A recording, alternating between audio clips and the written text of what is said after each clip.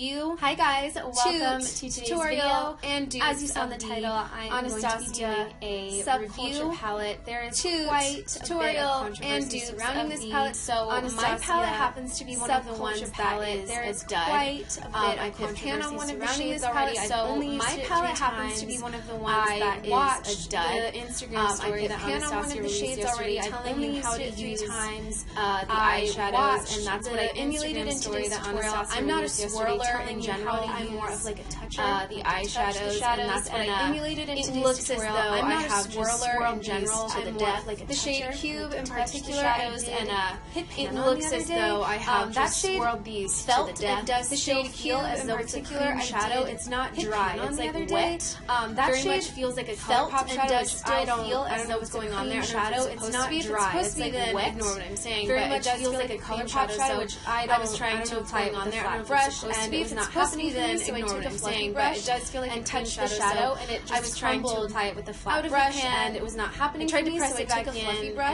and touch the shadow, and it just crumbled. Not so great. I did press into it. I tried to press it back in 4 times before it just kind of like crumbled out.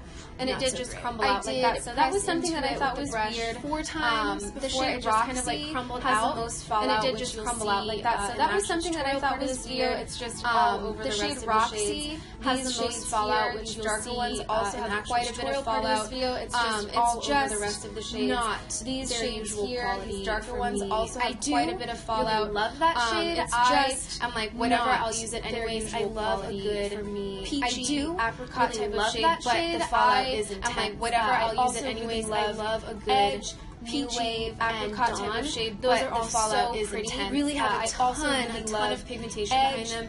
I will say though that Edge, those are all so pretty. Really have a ton of pigmentation behind them.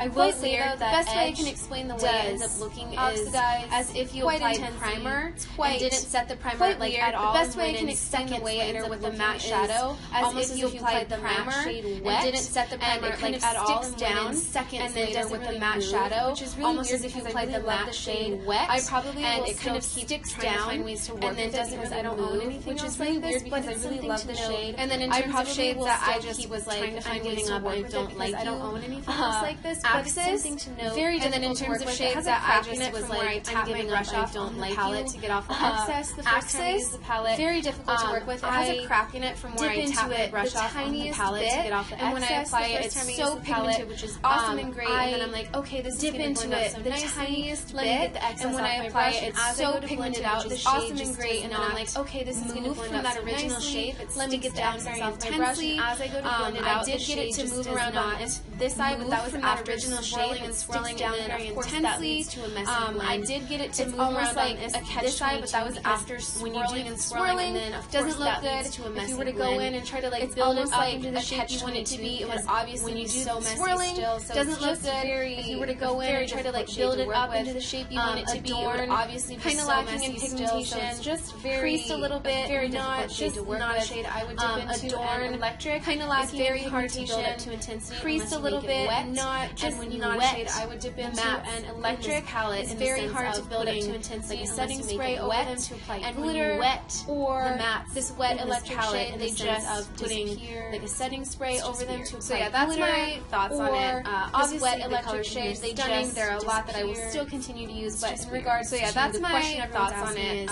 Should you get it? Stunning. There are a lot that I will still continue to use, but in regards to the question everyone's asking is, should you get it? I would advise that you wait until the next few months. I would not suggest buying it at this moment in time. Kind of changes or represses the formulation over the next few months. I found that helpful. Suggest buying it at this moment in time. There's obviously something a bit kind of palette. I hope you guys found that helpful. But yeah, let's just let me know your thoughts on the palette below. I'm gonna begin by priming my eyes with the kind of palette you got. If it was good or bad. But yeah, let's just pat it out into the tutorial and set it. I'm gonna begin by priming my eyes with Cover FX Eden Potion. I'm just gonna swipe this on. The first shade I'm going to be taking is Edge, and I'm going to be taking lightly with the Cover FX Cosmetics number 8 brush, and just lightly. The first shade I'm going to be taking is Edge, and I'm then just going to blend this back and forth right in number 8 brush.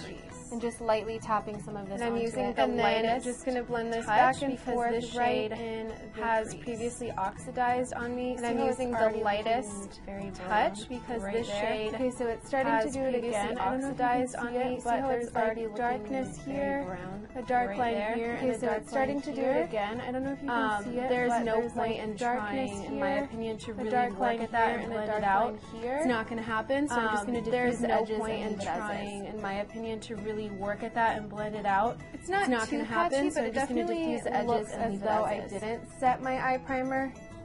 Not the best too patchy, payoff, but it definitely looks as though I didn't set my eye primer. I am not too surprised. Not the best payoff, oxidizing, so I used about using this is my third time. I am not too surprised. And here's a little example of how it's oxidizing, so I used about the same exact amount on each eye. This one. Next, I'm going to be taking the shade Roxy and just doing the same thing, dipping into it and tapping off the excess. Next, I'm going to be taking the shade Roxy and what Anastasia's Instagram video recommended and press this onto my lid. Off the excess. I'm just going to do what Anastasia's Instagram video recommended and press this onto my lid. This is a Sigma E45.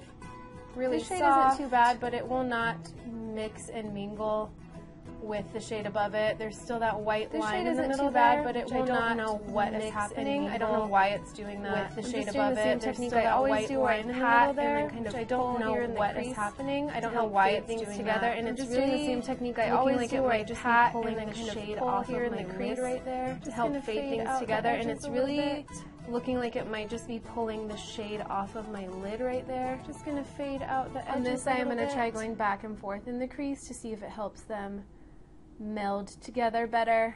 On this eye, I'm going to try going back and forth because these shades are so powdery that the meld together better quickly. So back and forth was okay because these shades are still not the smoothest blend, but not as bad as this eye. So back and forth was okay. So I'm just going to soften out the edges now, but not as bad as this eye. I'm going to be taking this shade here, which I believe. So I'm just going to soften out the edges now, and not a lot of fallout with this one. I'm just going to press it here, which I believe into the outer corner. Not a lot of fallout with this one. Just going to press it into the outer corner.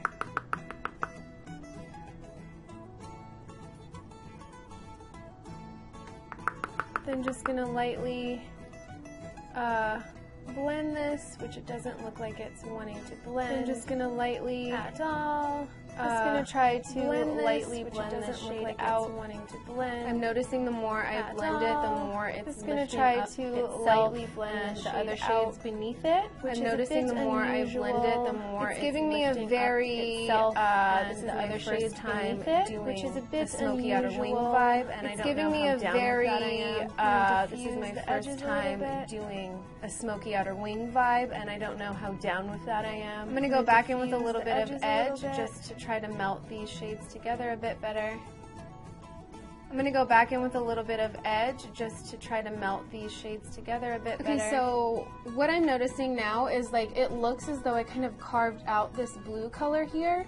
Okay, so it's just not what I'm noticing now is like it looks as though I kind of again is really odd given that I set my eye because it's just not to blend. It immediately stuck down. Now living which again is really odd given that I set my eye. It's refusing to blend. Right on this side, I'm just going to try to now living up to her namesake and just hanging out at the edge of the blue. Right on this side, I'm just going to try to blend it like this from the get-go and see if it helps it at all. This is giving me anxiety. Going back in with a little bit of edge. Gonna swirl it this time and see if it makes a difference. So it's not bad, not as bad as I thought it would be. There's some patchiness, but at least the shade. So it's not bad, not as bad as I thought it would be. I don't know what this. There's some patchiness, but at least the shade. But at least over here it's more blended. Like this, I don't know what this. What's happening? The shade Dawn here. But at least over here, it's somewhat putting this in the brow bone area. All right, I'm going to be dipping into the shade Dawn, like this brow bone crease region. Putting this in the brow bone area to help blend out the shades, like this brow bone crease region. Just going to take a little bit more. Do the same thing to the right eye. That's getting a little better. Just going to take a little bit more to this side. I'm going to go in swirling motions to the right eye.